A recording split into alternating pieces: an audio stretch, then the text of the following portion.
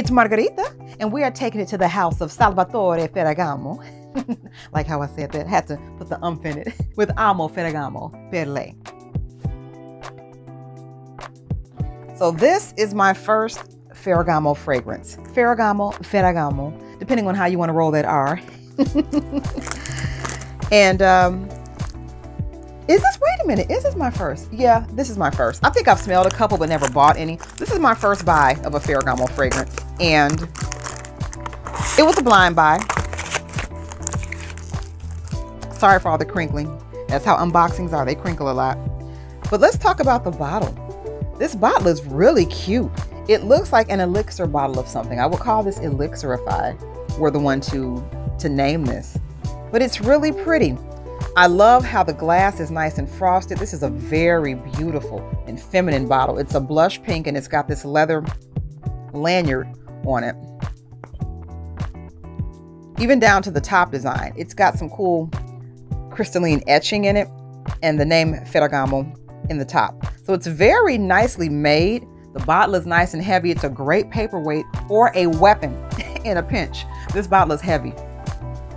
Now let's get into the smell. Refreshing. While that's drying down, let's see what the notes are. Pear, raspberry, magnolia, osmanthus, musk, cedar, and sandalwood. Again, a group of notes that love my body chemistry. I like this. I think I need to spread a little bit more. I think I missed half my wrist in the mist. There we go. Got a better spritz. See how I just like stir the air? I do this because you are not supposed to rub your fragrance in. A lot of people try things on and I see them in stores rubbing their fragrance. I'm like, no! It really kills the composition of the top notes when you do that. You never, ever want to rub in a fragrance. The only fragrances you rub in are actual oils, not perfumes or anything that sprays. Just as a side note. I do like this. It's crisp, it's fresh, but it's forgettable. Sadly, this one too, I do not believe I'll be keeping. It is so nice though. It smells like a toned down version of Burberry Her. Let me see if the note's similar, because I just got elixir as well from Burberry Her. Let me see if they share any notes.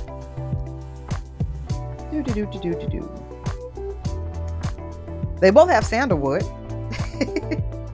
but that actually seems to be the only notes that they share. Interestingly enough, they do have a similar nose profile.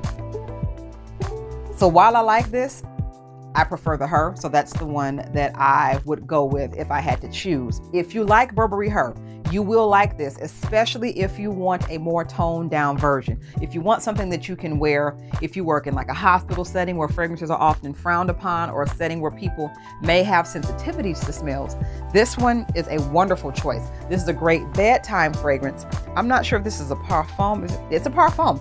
It smells like a toilet. It does not have much projection.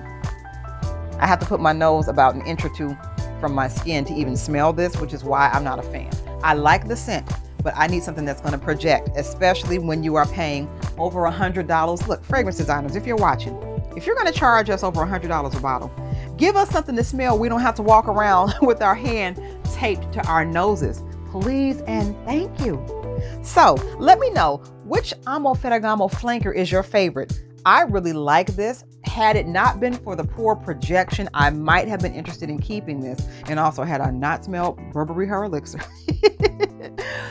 But let's talk about it in the comments. Also, like and subscribe to our channel because we talk about it all here. And until next time, I am Margarita, and you have an awesome day. Bye.